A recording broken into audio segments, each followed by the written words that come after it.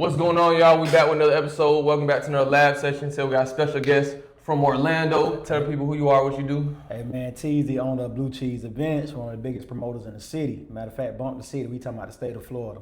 Biggest in Florida. Yeah, one of the biggest. Okay, we're gonna take it all the way with it. Yeah. How long you been doing promoting for? 14 years, dog. Started in 2011. The way I really got into it is one of them things where I was in college. I went to UCF. I'm from Orlando, so the west side of Orlando, Richmond Heights to be exact. So it's one of them things where I used to hang out so much. I started partying when I was a teenager, 13 to be exact. So I used to go to this teen club called the Tunnel.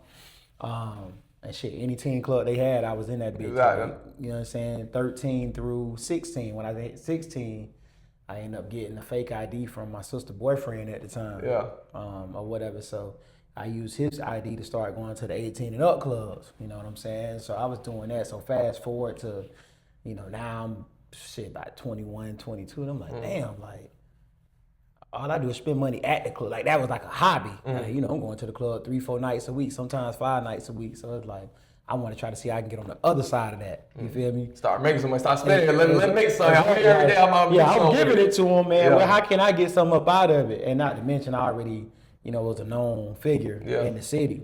So me and 3 of my partners sat down and just started game planning and came up with a game plan. And we did our first party in August 17, 2011. Okay, that was up, man. Yeah. What was that like the first one you threw? Bro, it was nuts. It was nuts. It worked out. It was like big win, nice win. That's what really got you when you try something and you don't, especially when you don't just fail. If you fall on your face, dog, it'd be like, damn, am I supposed to be doing this? Yeah. But when you come out the gate and you kind of hit, so it's like, it might be my calling. You feel me? I feel like I know what I'm doing. But also too, we didn't rush the process because we threw the party in August. But we had been planning it probably from December of 2010 when we first came up with the idea. And it was just kind of sitting down and mapping it out. We took our time. A part of that was a little fear, but we took our time with it and then put it together and crafted it versus just jumping out there idea and then trying to execute it without having proper planning. So we did right. So we set ourselves up to win off the bat. Yeah. No, that's real good, man. The first one you did was a success, and like I said, it gas you up now too. Well, damn, I can do this. Why not do it again and again and again? Exactly. And here we are now. Yeah. So this one thing I've been thinking about a lot is there's a lot of moving parts and a lot of things behind the seenes people don't see when it comes to throwing an event. They go there, they having a good time, they hanging out, but tell us about some things that go on behind the scenes that people don't know about. Well, one thing I'm gonna first say, as a promoter, we have stigmas, right? So people look at a promoter and be like, you just go to the club, drink, and have fun. Yeah. But that's literally the very end. That's the last thing. Yeah, that's the end of the process. Yeah. So I always tell people, if you respect a wedding planner or other event planners that plan conferences and things of that nature, bro, we literally can do this. We do the same exact thing. That's a good thing. I ain't even think about it. It's literally the same. You're doing the same thing. It's just different kind of event, though. Same neighborhood, different houses. That's all it is, bro. So for me, people don't understand, the work, on the weekends when I have my parties on the weekends, the work happens all throughout the week. You know what I'm saying? Sitting down, booking DJs, getting graphics done, looking at data from previously attended events. I'm exporting that data into my databases. So now I'm setting up my email blast, my text blast, any ads I need to run.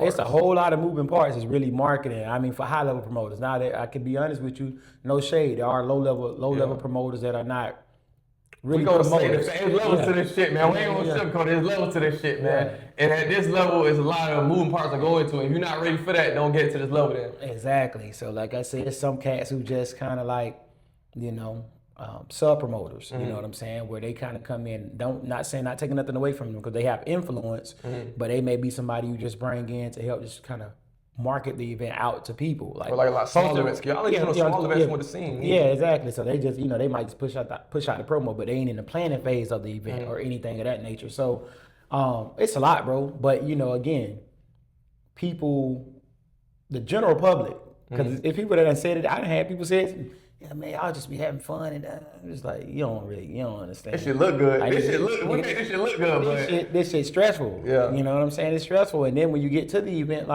you might see me hanging out, but once I'm hanging out, I've already done everything I need to do. Everything is moving. And even when events are going on, a lot of people like, you in your phone a lot when you're in events. Yeah, because I'm in here calling plays. I'm like a coach when the event going on. I might have to tell the DJ, hey, you need to pivot to this. Or I need this announcement. I need this shout out. You know what I'm saying? I'm talking to my dough girl. You know what I'm saying? I'm like, hey, you know, go up to this price now. If the line is getting bigger, go to this. You know what I'm saying?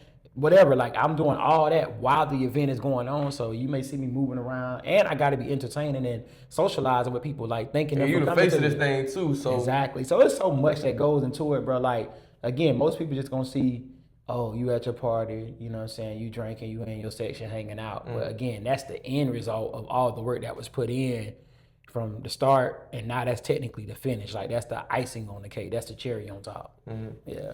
So I was gonna ask this too, man. So you saying at the end you get to kind of hang out a little, but it's still work at the same time. Because guess what? At the end of the night, I gotta go start busting that budget down. I gotta go count that money. I gotta look at what is what. You know what I'm saying? I gotta do all that. So I have to maintain the business side while still being social, because I'm a socialite. Like, you know, promoters back in the day before us, because we're more so the social media era of promoters.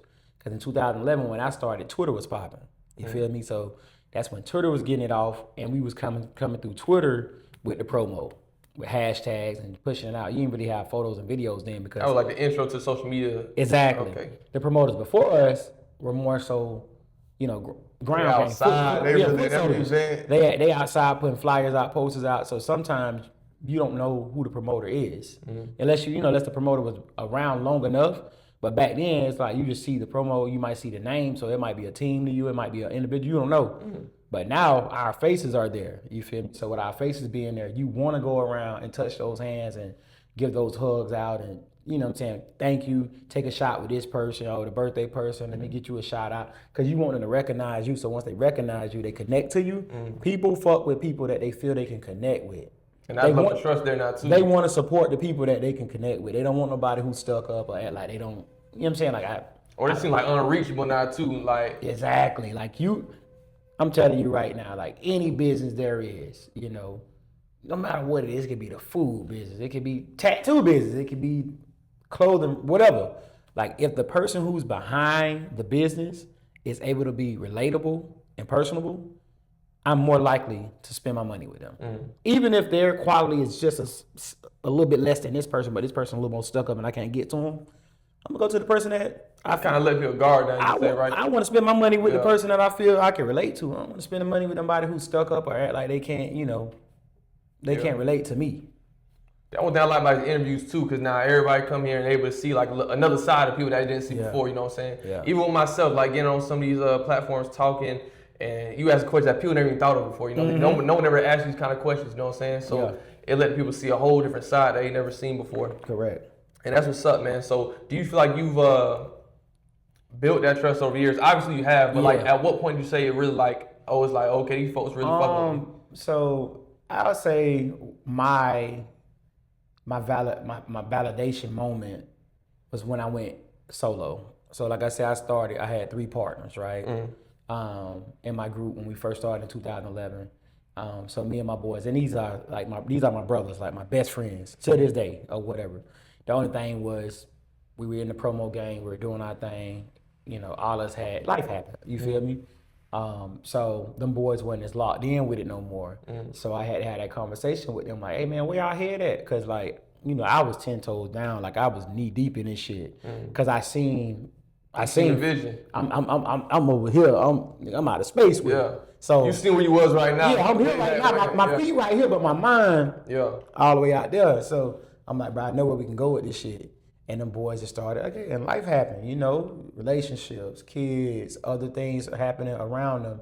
And they were just like, So I was like, okay, cool. You know what? We gonna, I'm gonna transition into doing my own thing, which is where I started Blue Cheese Events. See, I had that conversation. They felt talking about it. They were great. You know what I'm saying? They're my brothers. It's good when you got people like that will support you. I'm just saying that's a hard conversation to have with your brother too. You know what I'm saying? Yeah, but it's like, damn, you started with them. But the one thing about it is you could be you can never lie to yourself. You could be real with yourself. And one thing about them, they knew that they weren't the enthusiasm and the involvement they had prior was no longer there.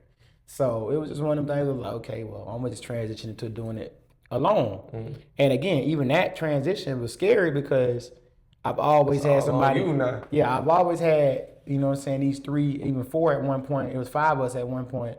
So it's like, if I ain't really in the mood, dog over here could lift my spirits up. If us 2 ain't in the mood, bro over here can lead the charge. You get what I'm saying? So now it's just me by myself, and I did my first event. It was in May of 2015. That was my first solo event. So when I popped that joint off, it went crazy. Like, so from 2011 all the way to 2014, you say? Yeah, so the conversation was had in January of 2015. Okay. We had the conversation about where everybody stood or whatnot.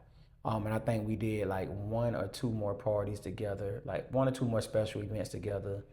And then like March was the last special event we did together. And then I planned my individual event for May and popped that off. So, and that worked out good for you too. Oh shit, that bit went crazy. And that was like that was the validation moment where it was another one right there. Bomb. Yeah, it was like you ain't missing a beat, and it was like, okay, well, like the support is there, like so the people that supported the team, and even them boys, they showed up and came and hung out. You get what I'm saying? So it felt good all around.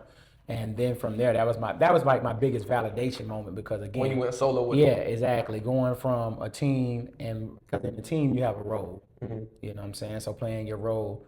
But then when you're individual, ain't no roles to dish out really. You're doing 8 jobs now. Y'all was probably distributing parts, exactly, like all the moving parts, and now it's all on you. It's all on me. So I gotta, you know what I'm saying? I gotta man up and power up, and it's like, hey, you gotta push your shit forward. You know what I'm saying? Alone, you know. So that's how it went down, bro. What was that like for you though? Like, what were those feelings you were going through at that time? Cause it's like, damn, bro, I want to do this, but you want them people to be there with you, do the shit with you. Man, I ain't gonna lie, it was nervous. You know what I'm saying? I was nervous as fuck. Like, just again, I know that I've always had my hitters with me, like my dogs with me. So, you know, we do this as a team. And when you go on your own, it's like, all right, well, you start questioning yourself a little bit. Like, damn, can I really carry this load? You feel me? Because again, when you do it with a group, it's one thing, but when you're by yourself, it's like, it's all on me. If this big win, it's on me. If it fail, it's on me. It ain't nobody else. I can't look and be like, well, damn, I did my part. We fucked up because you were lacking. Ain't nobody pointing fingers at yourself now. Mirror. And then when you got people come to you, man, who they gonna look at when it go wrong? Mirror. That's what you got. Mirror. That's all you can do. Look in that mirror, because at the end of the day, it starts and ends with you. And that way it was at, bro. So with all that being said, too, one thing. What would you say is the difference between somebody needing it and wanting it? And everybody feel, you know, you got people that want it and they need it. And people that need it seem to take off more than people that just want it. You know what I'm saying? Yeah, I mean, the thing about, you know, okay. Because it's people trying to promote right now at that low level still want to get to your level too, you know what I'm saying? It's a balance between the two, though. And it's where I'm going to go at with needing versus wanting, right? Needing can also, and most people would be like, when you need it, you go harder. That's what people like to say, right? But I'll be on the contrary to say that sometimes when people need it and they're doing it, let's say they're doing it because they think that I need it for the money, or you know what I'm saying? They need it for the wrong reasons. So if they need it for the wrong reasons, now they may cheat the game or look for shortcuts or whatever, just because they're just trying to get to the quickest way out. They want the quickie. You know what I'm saying? When you want it and it's down in you, like that shit is down in your heart, down in your soul, like you want it and you don't see yourself doing anything else. And you're passionate about what you're doing too. You're gonna figure that shit out. You know what I'm saying? And you're going to figure it out. It's one of those games where you get out what you put in. You know, if you take these shortcuts, you try to cheat the game. Right, it's a lot of promoters or, you know, people that call themselves promoters that I've been in the game a long time that try to come in the game and I'm talking about fall on their face or whatever. And for whatever reasons they fall on their face, whether it's because they are, again, trying to just get a quickie, or they think it, a lot of people think it's easy. A lot of people think they see you hanging out, they see the shit, they see the hang, all the girls, all the money coming in, you know what I'm saying? They think, oh, I can do that. That's sweet. All they think is you throw a flyer up. Oh, that nigga ain't doing nothing. You can get a flyer made. You know what I'm saying? Book a couple niggas. Hey man, all the moving parts, they don't know about it. They asked out, they spend all their little bread.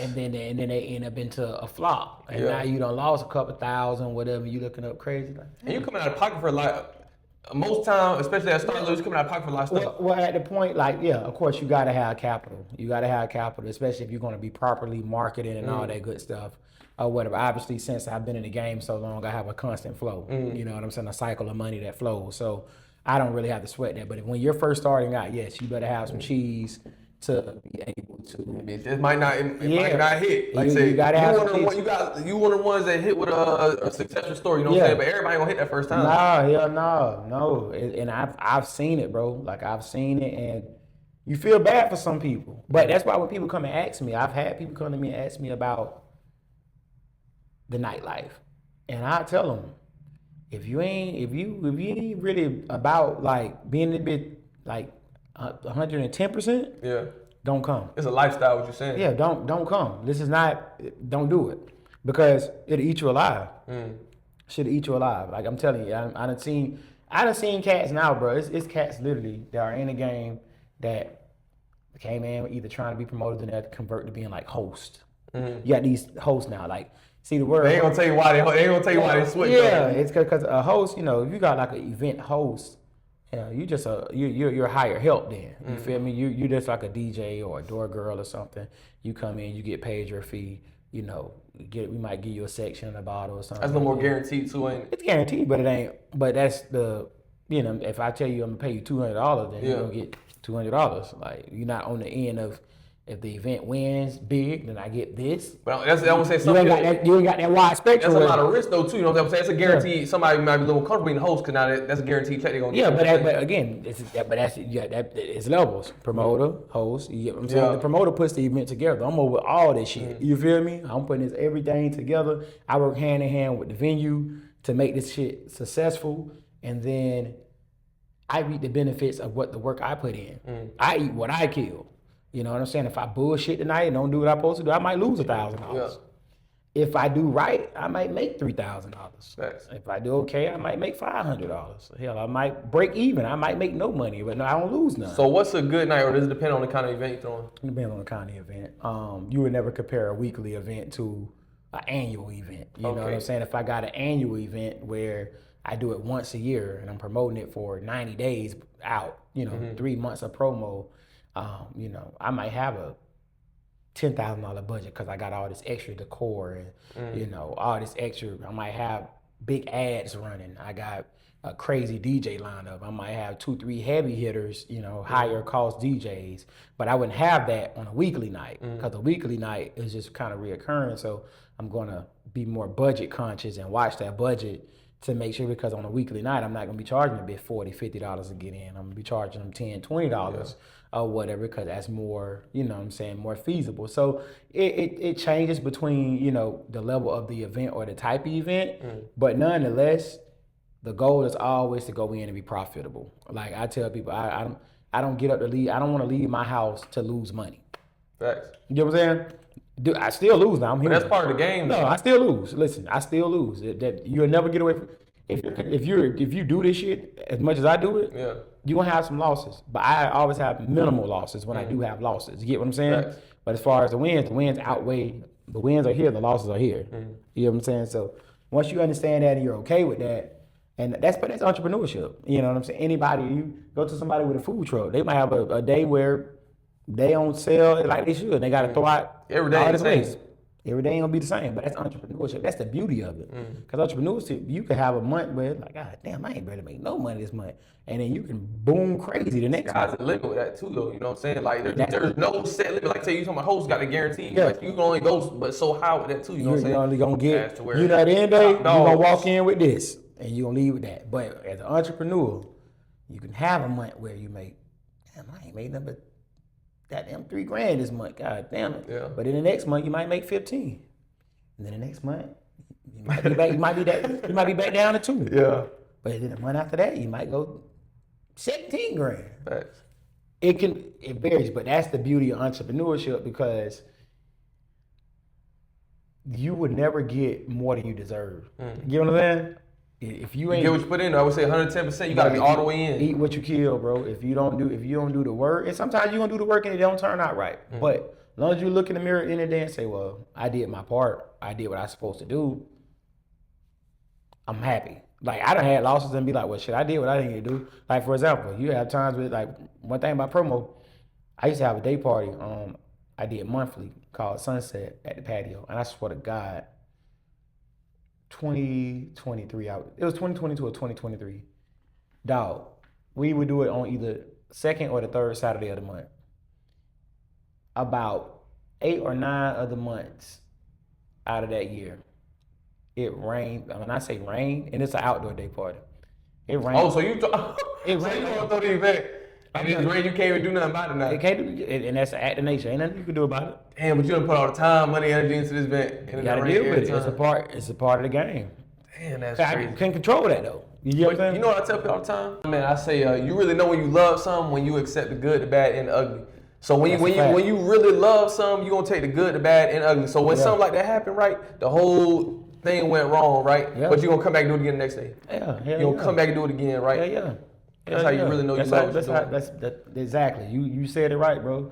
Like I said, I remember that, like, it was crazy because me and my partners that was on, I was like, God damn, like, we could try to check the weather. It might be like, it ain't supposed to rain or it's a low chance of rain. But we'll get there. That should start at 5 o'clock, 6:30, downpour. No. Like, just sitting there looking at it like, this shit crazy. Yeah. But guess what? Part of the game. Take the good, like I said, the good with the bad and the ugly. But I know for sure that, I've been in the game 14 years. The good outweighs the bad and the ugly combined. I'm telling you, like, it's amazing. You know what I'm saying? So I'm glad you said you did have some losses in your career, right? But let's talk about the very first loss that you remember. What was that feeling like? Because you say you hit big the first time. Everything worked out and you was with your people, cool. That first time you had like an event that didn't go well, how that go? I'm gonna give you this was a different type of loss. My second event ever was called Taker's Masquerade Ball. T.I., Idris Elba, and a couple other guys. Okay. So like, basically, after I popped my first event off, me and my team linked up with my homeboys. They were doing Twitter bashes. They in the summer they did the Twitter bash. They did 3 of them, and then we did our party in August, which was the Black and White affair. We popped that, so we ended up joining forces to do this big ass Halloween party. Downtown Orlando at this spot called Cheyenne Saloon. Cheyenne Saloon, big as shit, 3 levels. Like, I mean, it was a venue that nobody had. No one ever done that like this before. Nobody had done nothing in there in forever or whatever. So we were able to get the venue. Still to this day, mind you, this is my second party. This was Halloween weekend of 2011. Oh, so the first one cool. Now this is the second one you doing. This is the second party I'm doing. Okay, with the same group guys you had too at the time. Same group guys, and we collabed with another group. So it was 8 of us total. I mean, we going hard. We got promo videos. We got a whole like YouTube promo video series. Feeling good from the first one too now. Man, we got 3 videos. We got Twitter going crazy. We on foot with the flyers. We painting the city with all kind of flyers, posters. Like, you can anywhere you turn, you seen this party. So we knew it was gonna turn out crazy. Dog, we did almost 3,000 people. It was like 2,700 people in that motherfucker. For us to throw the party, only thing we had to pay for up front was the venue. And I think we all put in about $700-800 a piece to get the venue going. That's just to get the venue though. Yeah, that was to get the venue. But of course everything else could be paid on the back end, all the entertainment and all that. So I mean, we paid for marketing shit, of course. That party, again, mind you, I just told you, did almost 3,000 people. So it was like 2,700 people in there. We should have been caked up leaving that motherfucker. Like, I'm talking about every man should have left that motherfucker with $5,000. Easy. Don't know where the money went. Wait. Don't know. So that wasn't your fault though. That was it wasn't. But listen, that to this day is technically because all we got back, all we ended up getting back was about whatever we put in total, like each, whatever we put up each, we got that money back and probably about $100-some on top of it. And that's a huge event, bro. Listen, I'm telling you, if you do an event right now with 2,600 people and they ain't got no artists or no big ass fee like an artist or something, like a party. This was a party. Budget probably was, I mean, the venue was like $8-9 grand, something like that. But like budget was no more than like 14 grand, 15 grand, somewhere in that range. But 2,600 people, 2,700 people. Mind you, we had 3 levels of VIP. That's crazy. We was charging, I mean, the pre-sales was like $10, $20, but like at the door, it was like 30, 50, and like $80 or some crazy shit like that per person. Brother. So did y'all? But y'all, y'all never questioned y'all was like that? No. Hold up, bro. Listen, this shit ain't adding up now. Listen, we still to this very second. It's a mystery to this day. We bring it up every now and then and laugh about it now. But that's how y'all was. But man, we still know where the money went. Man, that's crazy, man. We still don't know where the cheese. You know what that's like? That sounds like one of the things too, where it's like, you lost some, and the dude who didn't take it gonna help you find it. Like, I don't know, man. I don't know where it went. Like we still, bro, still to this very moment, bro. We have no clue where that bread went. Man, and I ain't gonna lie to you, bro. Like that daddy type, like no lie, with 2,700 people, with what we were charging and shit, bro, we should have had. I'm talking about on the low side, on the low side, we should have had 50 grand. Is that a common thing that happens during this game or no? Now it could not possibly happen to me now. But to you, but I'm saying in this game period. For somebody who's green and don't really know what they're doing, yes, it can happen. Okay. But also too, a little bit different now is then we didn't have online sales. So our sales are like hard tickets. Like you get them, they have to be here now. Everything just boom, boom. Yeah, so now everything I do is on Eventbrite. You know what I'm saying? So like, boom, the pre-sales are right there. Then of course at the door, we in 2026, so a lot of people are using tap or cards to pay to get in. So I got my Square reader. So all that stuff is just tracked. It ain't never much cash no more. But most people don't carry cash like that. Do you think that's made it easier for y'all with everything being digital? Hell yeah. Much easier from accounting standpoint. And y'all could also, there's a lot of AI tools out there if people don't know about it. I don't know if you use anything like that, but you could also track like who's coming, the demographics of people that are coming. Stuff like, it's a lot more analytics. So, yes, that's what I'm saying. When I was saying earlier, when I go analyze data, that's what I be doing. You know what I'm saying? I'm looking at, who's attending the events. You know what I'm saying? I could even, like for certain events, right? If I want to get really like I can go on Eventbrite. So if you buy a ticket on Eventbrite right now, of course you got to put your name and email, and I collect cell phone number. That's what I put as my mandatory, what you got to put in. Because I need the cell phone number for like text blast, email for email blast. But I can go in, I can put, where do you reside? I could make you, for you to buy the ticket. I can all these questions. And you can't buy the ticket until you answer those questions. And they're going to do it. Because it's a checkout process. I can ask your birthday, so now I can go in and say, well, shit, I did this party. Let me see what was the average age range. So now, if 150 tickets I bought, I can go in there and break that down to find the age range. Tough. This is a real game, y'all. Y'all need to listen to this shit. It's a real game right here, y'all. So, I mean, like I say, that's why I say it's the separation between a real promoter versus somebody who just wants to come to the club. And did you make a lot of mistakes coming up though to get to this point though, or you feel like you had a lot of? Did you have a lot of people teach you? Did anybody teach you this game at all, or it was all from straight? I ain't have. So, God bless it. There, my big brother Disco Jr., one of the best DJ, the GOAT DJ out of Orlando, right? Me and him had a personal friendship. I met him back when I was going to the tunnel, when I was going to the teen club. He used to be the DJ there. We linked up then, and we became personal friends. And then, when I was going to the club, I would link up with him at the club. You know what I'm saying? When I was hanging out before I became a promoter. So then, when I was like, man, I'm trying to throw a party, he helped me get the contact to the first venue that I threw the party at, which was Tavern on the Lakes. He gave me the contact, but outside of that, I had no guidance from no promoter, no nothing. He just gave me the connection, but he gave me the connection. He gave me the connection, but I went and did the meeting and all that, and really, I mean, my degree is in marketing. You know what I'm saying? My bachelor's is in marketing. That's why I graduated from UCF with. So I understand marketing. Like marketing is my thing. Like I understand how to.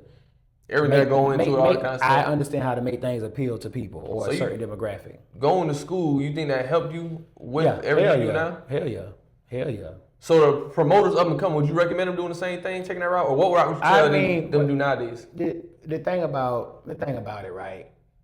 There's different types. Let me take a step back. When it comes to promoting, you got different crowds and different things appeal to different crowds, right? My main crowd, because I touch a little bit of everybody, but my main crowd are more like young professionals, people that went to school, you know what I'm saying? So like, those are people that you gotta market to and put something out appealing. Like they have to see something. They gotta feel, you gotta hook them. You gotta give them a hook, some bait. Like, So this party is different from the rest of that shit that you're seeing. Yeah. But then there's other crowds that really don't care. They may just latch on to what DJ they like, what promoter they like. So you gotta find your niche. Exactly. Once you figure that out. So for me, for the crowd that I go after, I know I have to market stronger. I have to be creative. I have to have appealing flyers. I have to have appealing things. I have to have, you know what I'm saying, something that separates me. Because right now, if you look on social media, especially if you're a person that goes out, you're going to follow multiple promoters and DJs. So you're on Instagram scrolling.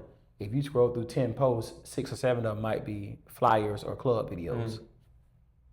At some point, all that starts to just run together.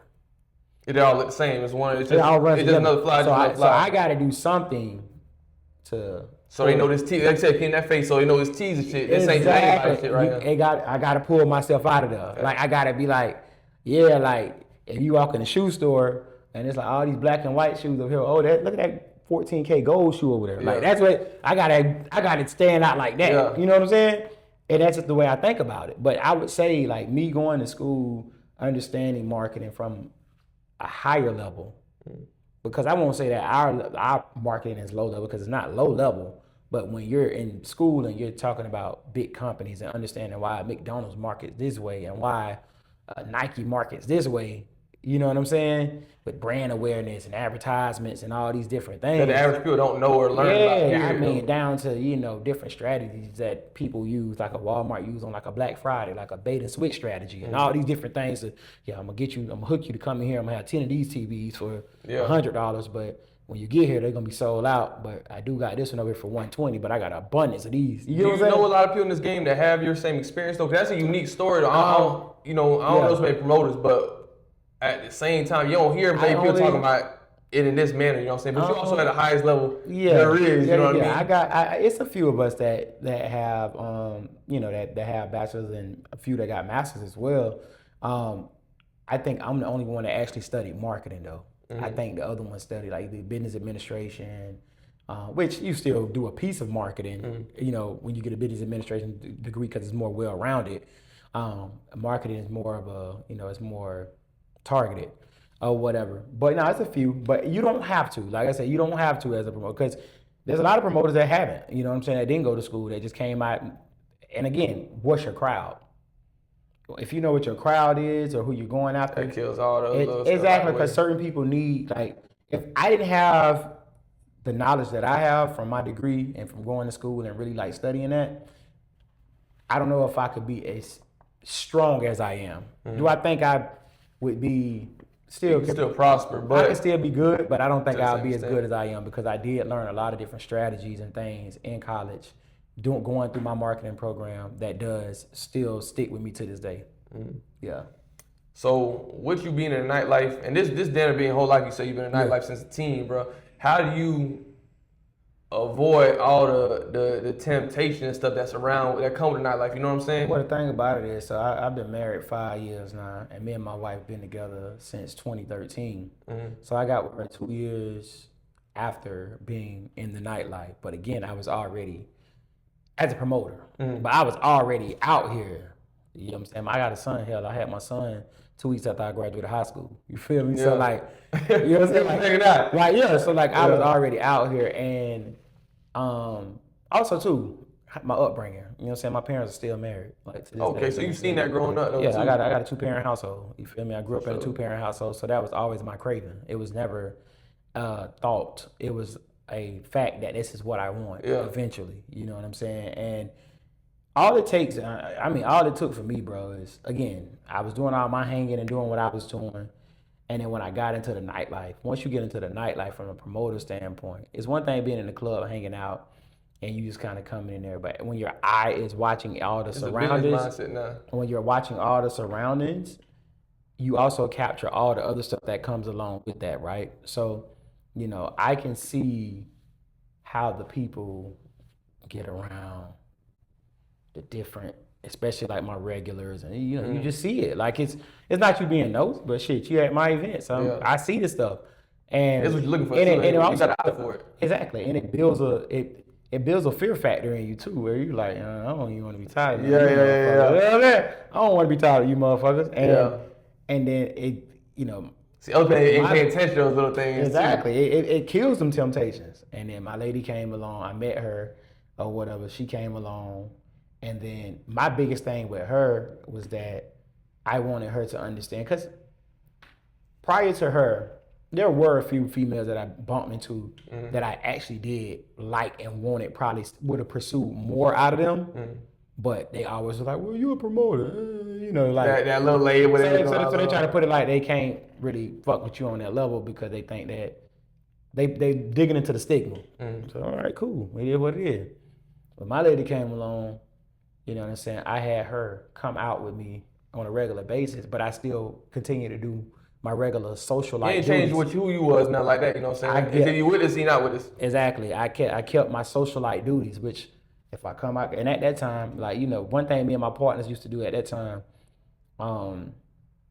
we had Fridays at Roxy. So we would always invite different groups of like females out to just pretty much get them like a hangout. That's how you build your following. So, I might invite the Easter Egg girls out. Hey, I see it's your birthday. Boom, you and your 2-3 friends come hang. I get y'all in free. Y'all come to my section. We all had our own sections, our own bottle, whatever. So, hey, come over, hang out. Boom, take shots. And it's innocent. You know what I'm saying? It ain't nothing like, oh, you come out of. But that's part of the game, though. See, but people don't understand, though. They not understand from the outside looking in, though, too. Folks looking like, oh, damn, what's up with that? You know what I'm saying? And if they see you different weeks, well, yeah, they said the girls last week. These are the girls, and they not seeing the business side of it, though, too. Or understand the mindset that comes with that. They don't understand it. So I did that same thing when she was coming out with me. And she would just be, hey, speaking to the girls, sitting with them, taking shots with them. That makes it so much easier though, too. So it was a vibe after that, and I'm just like, that's what I need. And then again, does she help you with your business now, or like did she at the time? I mean, I'll be honest with you. I've never asked her to help me more. All she had to do is always be a listen. She's a listening ear. That's the most important thing. Like nobody adds stress into your life, you know what I'm saying? Yeah, she's a listening ear, dog. And then she's a corrector.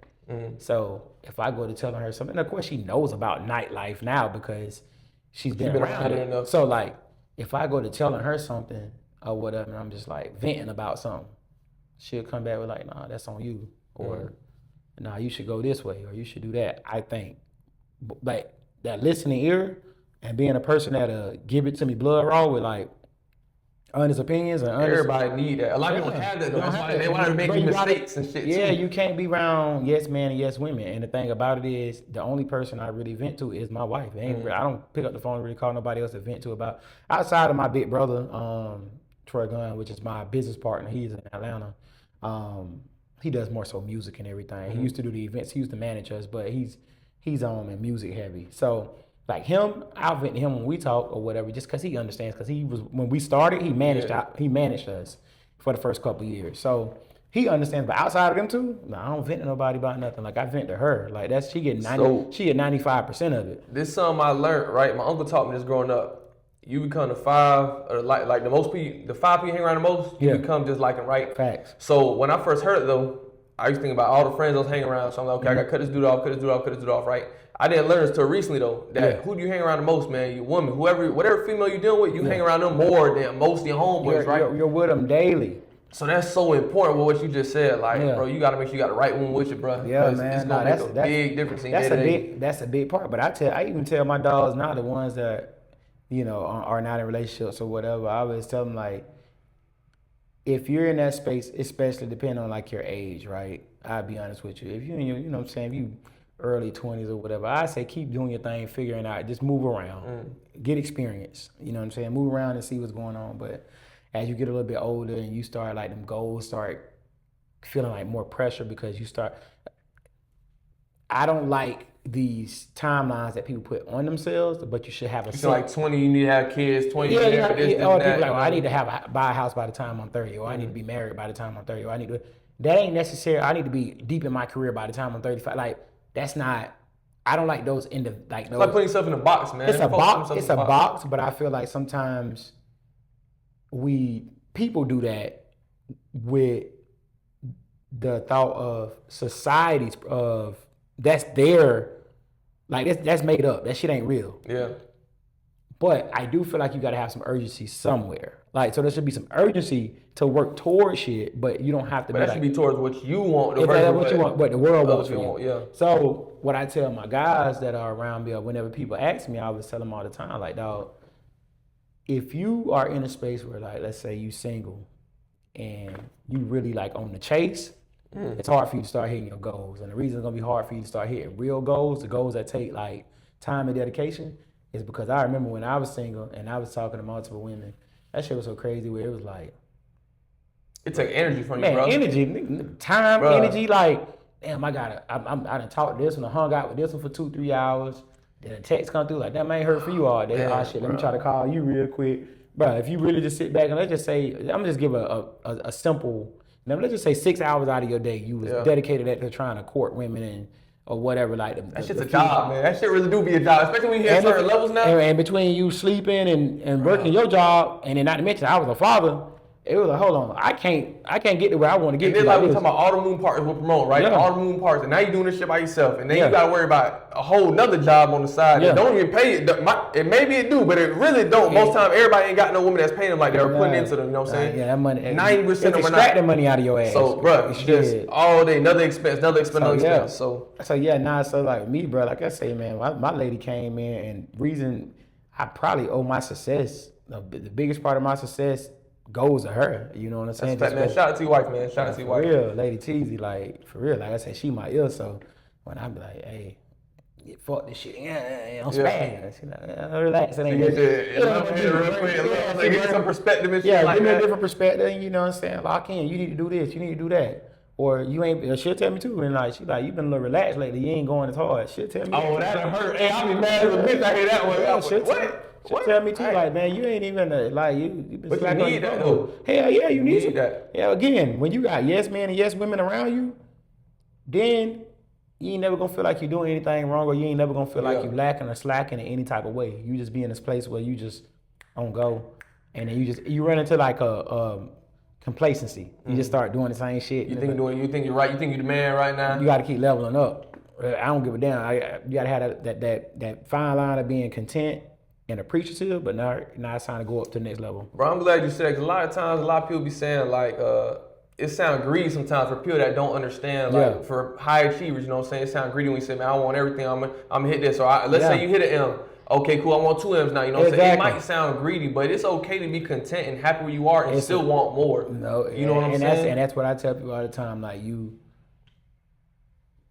I can say that I sometimes have struggled with that, right? Because feeling greedy, you saying, or not even feeling greedy. Content? I hit this level, man. I'm cool. Like you start lacking. But I always want to thank my Lord and Savior for bringing me where He brought me to. You know what I'm saying, from a success standpoint, because it could be a lot. I mean, it's not been easy, but it could be a lot harder, or I could have been failing a lot more times, or there's times where I don't even see the green side of the grass, and there's no, we back in, look down, we in the green grass. You get what I'm saying? So situations that happen where shit ain't looking good for, an event or whatever it may be, or whatever it is in life, not even just events, just anything. And then He brings you through. You know what I'm saying? It's like you just got to keep trusting and believing. But you wake up on them days where you're like, damn, like, I want more.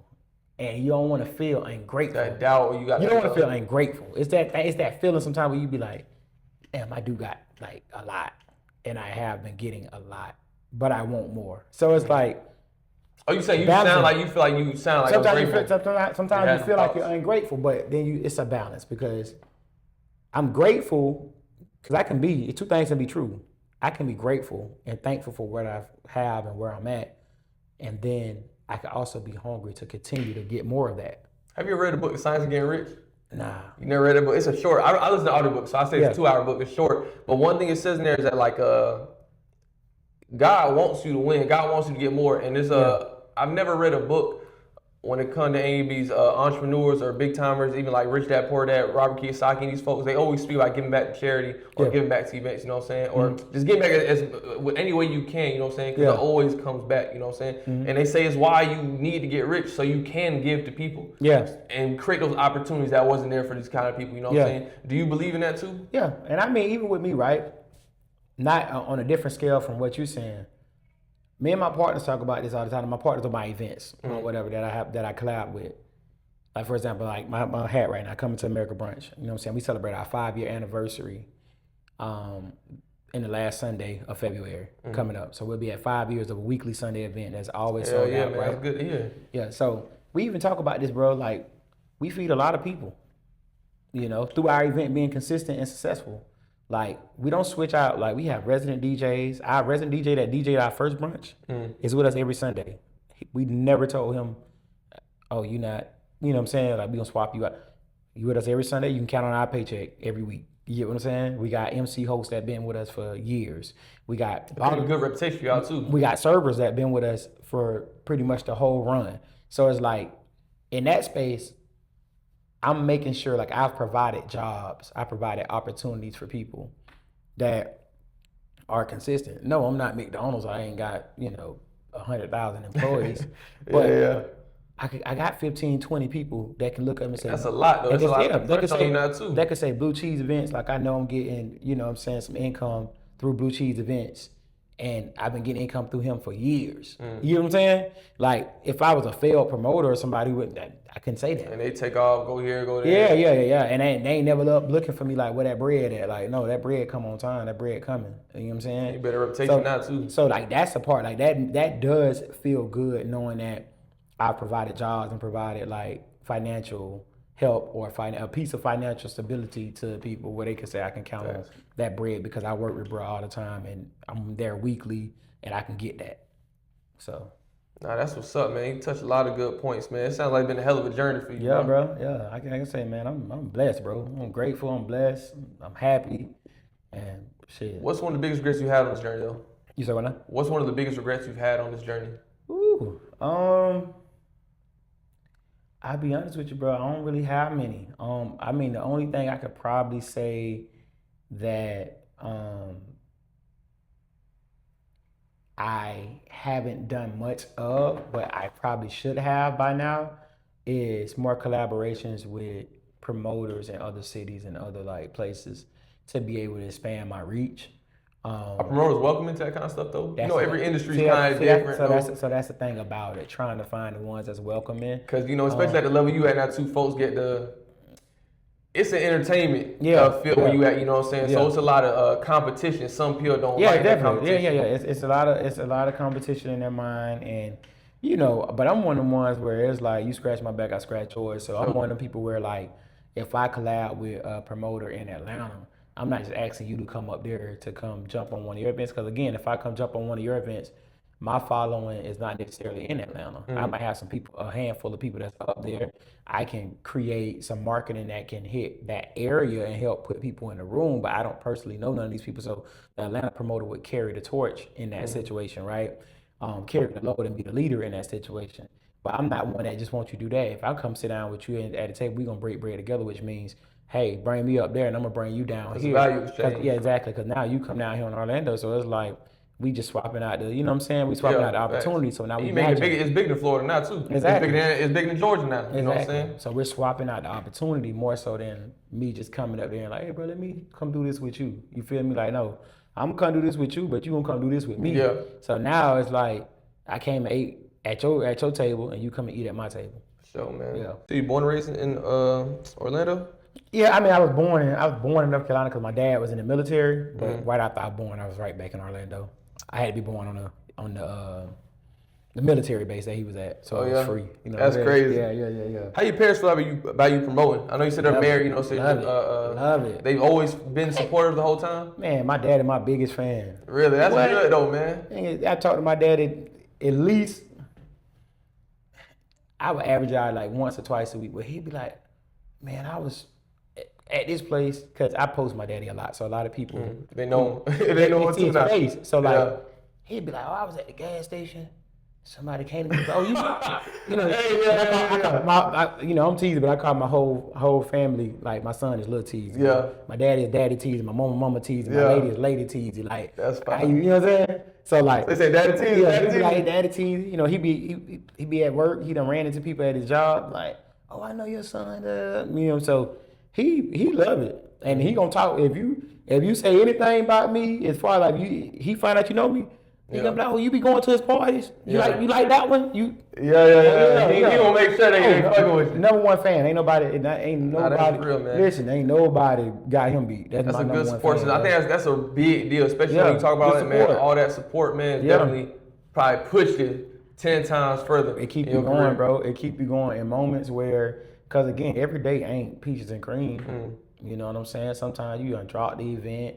You know, it's raining outside. Whatever. Like I said, well, you got a big event you done put out, you marketing hard as hell, but the ticket sales ain't converting. You like, damn, got the ads running, sent the email blast out, I'm posting this bitch. Like, why them bitches ain't selling? Like, you know, so it's like you still have, bro, every day in peaches and cream. It's just, I thank God that 8 times out of 10, it's gonna hit. I'm on the better side of things. It's always gonna be the other little 2 times. Cool, I'm gonna take that. That's part of the game, though. I'm gonna take that. So yeah, man, having a strong support system means the world, bro. Because you can't be great in your craft if like the foundational pieces of your life are not in place. I remember when I was in college, there was this thing called Maslow's hierarchy of needs, and it's basically like a pyramid. And if you look at that pyramid, and it's something that I refer back to a lot. It talks about. Basically, it's like a pyramid, and I think it's 5 or 6 levels on it. So it talks about like the foundational piece of the pyramid is simple shelter, you know, sleep, like health stuff, right? That's the foundation, right? Foundation. Okay. And basically, it's like a thinking process, it's like the mindset. Like, if you don't have this, the other things, you can't do the other things, right? Because if I don't have shelter, if I'm homeless, I can't be thinking about relationship, which is up the level. I can't be thinking about career, which is higher on the pyramid, right? What is this called? This is a diagram? Maslow's hierarchy of needs. Maslow's hierarchy. Yeah, MASLOWS hierarchy of needs. And you can find it on Google, whatever? Google it. Okay. You can Google it right now and just save it, bro. Listen, just look at it. And it has it broken down. I'll put it up on there for them so you can see it. Exactly, bro. So it's one of them things where like, I would encourage anybody, if you just want to clear your thought process, you can look at it and understand why you're in a certain state, right? Again, like I say, the bottom, I know like shelter is one of the main things on the foundation. If I was homeless, I'm not thinking about a career. I'm thinking about what the next place I could lay my damn head at. You know what I'm saying? But if I have these things in place, now I can start thinking about the next level. And then if I got that in place, I can think about the next level. And that's how you can really like kind of put things in. Instead of being scatterbrained all over the place now, okay, let me just focus on this, get this straight. Man, exactly. Like it's something that it's a tool. Like I said, I learned that when I think I was 18, 19 when I seen that, and it's always stuck with me. At any time when I need to kind of clear my thoughts, I can just go back and look at it. It's weird how certain things do that. So you don't get to choose what stay with you, what don't stay with you. Whether it's good or bad, but like you seen that just build with your whole time. Exactly. It'll come into your life, and if it belongs there, it'll stick there. Yeah.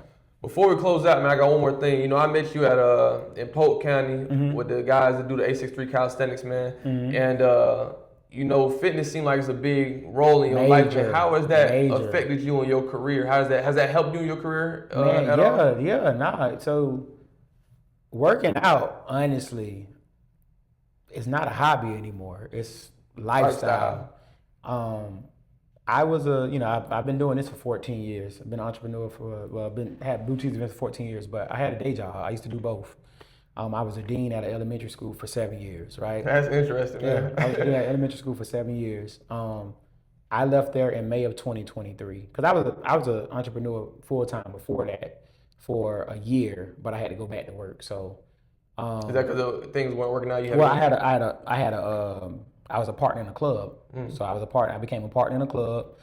I had a bounce house business, and I was doing taxes at the time. So I had like 3 things, but the club. Oh, done did it. Oh, man, I love to hear that, man. The club. Jack of all trades. Yeah, the club was the main thing, but we had just got the club, and our major investor, he had put the money in to get it all fixed up and get us started or whatever. So our deal was like, you know, we already had agreed for like the first 6 months, 8 months, whatever.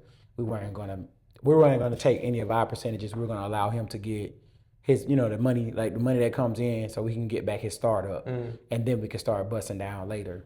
But then the shooting happened at the Orlando. Yeah, the Pulse nightclub. When the Pulse nightclub shooting happened, right? That's a gay club. Yeah. When that happened, it just scared people, period. So now People was inside and want to come out. they want to come. They didn't want to go to nightclubs. So we had about 2 or 3 months straight where downtown was, when I say ghost town, we was offering free.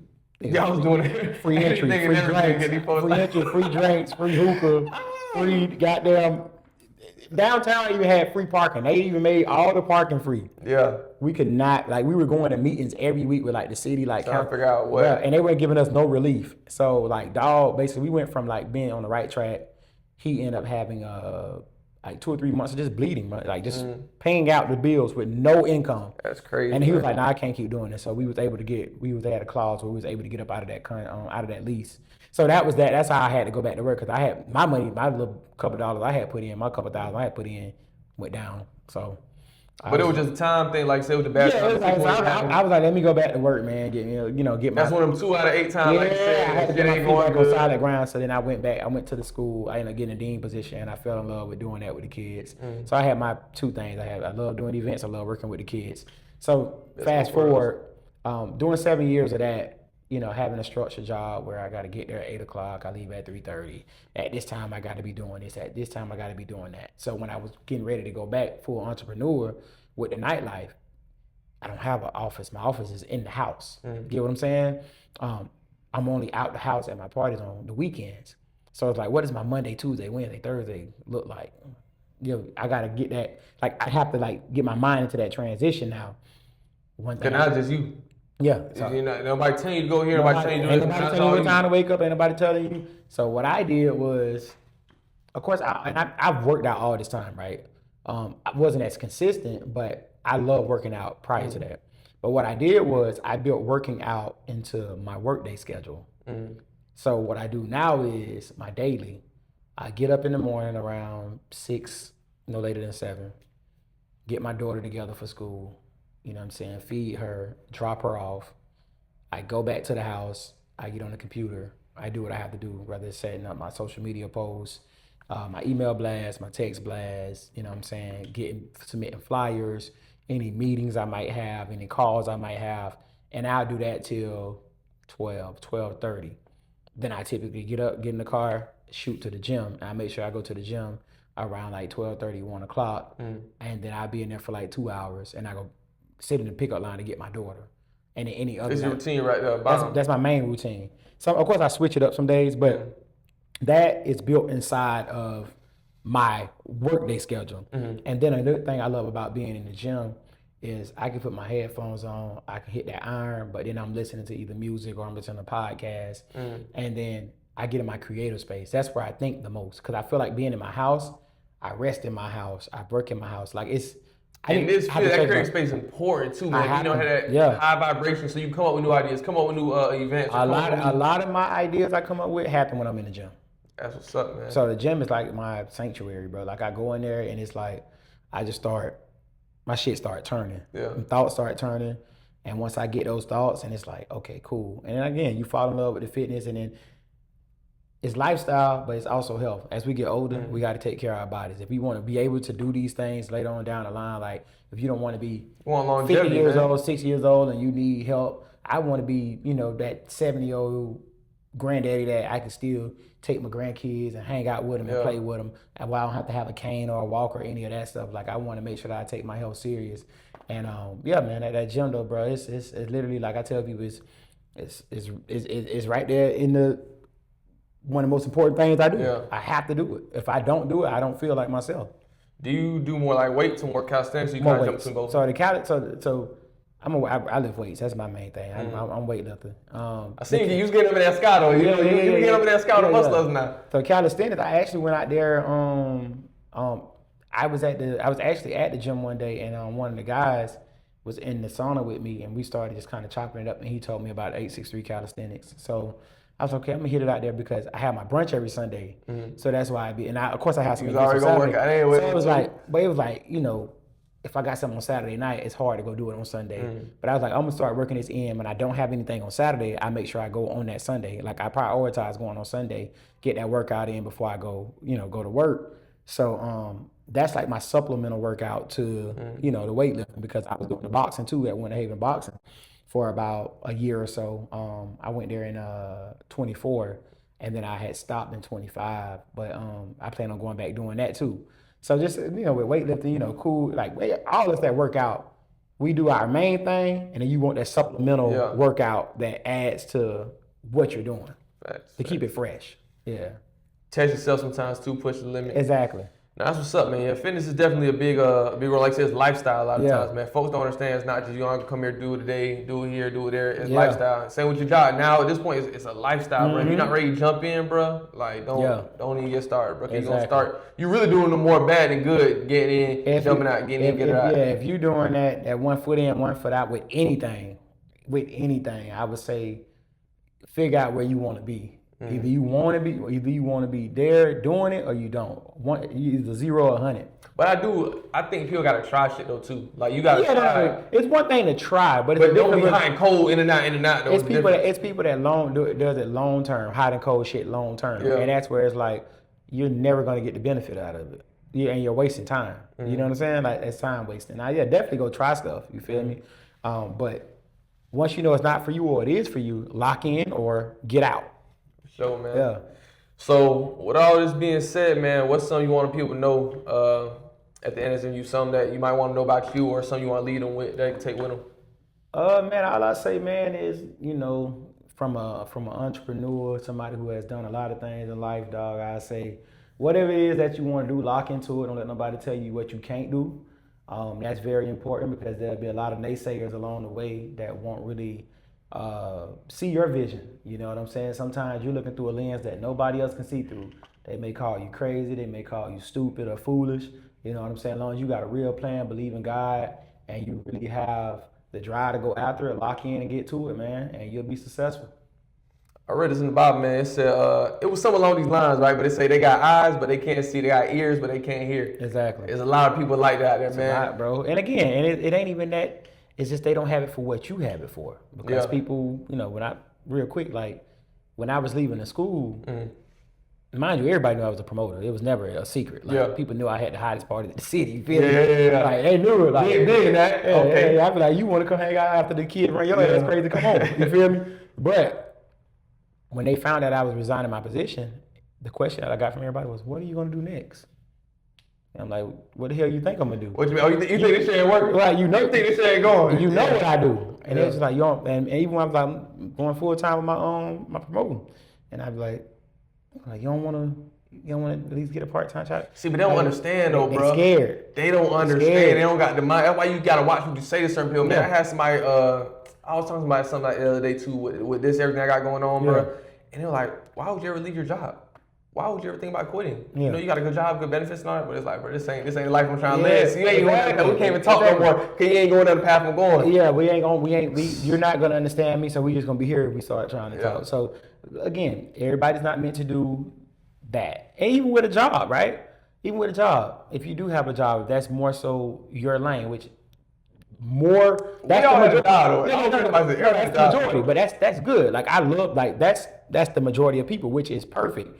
But I will say, even at a job, you got to set these goals. One thing I used to say, 2 years, every 2 years, either move up or move out. So that means if you ain't giving me no promotion, or I'm not increasing some type of way within 2 years at a time. So you better than me now. I had a job 3 days, I'm leaving that day. Yeah. 2 weeks, I'm going. As soon as I'm done doing what I'm doing, I'm good, man. You know what I'm saying? So that was just that's my thing. Like people just gotta, you have to have some level in your mind where you elevate. I don't care if that's entrepreneurship, working at a job or whatever. Elevation should always be on your mind. You know what I'm saying? If I just got a promotion today, I shouldn't be like, okay, I got to move again tomorrow. But, okay, I feel like I'm outgrowing this position. Let's go to the next thing. And if you ain't trying to give me the next thing, I'll leave you and go over here. Right. You feel me? So, got to go where the opportunities at. Yeah, for sure.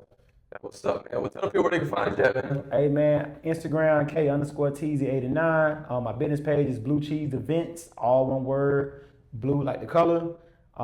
TikTok. Is actually at Life of a Promoter, all spelled all together, all spelled the traditional way. Lock in, link up. If you're ever in Orlando, I got all the parties. I got the hottest parties in the city. Come check me out. Come out to an event sometime, y'all. I think it was a good episode, y'all. Hopefully we have him back here on again. Let me know what y'all think. If y'all got any questions for him, go ahead and drop them down below in the comments. And we'll catch you on the next episode. Yes, sir. Peace.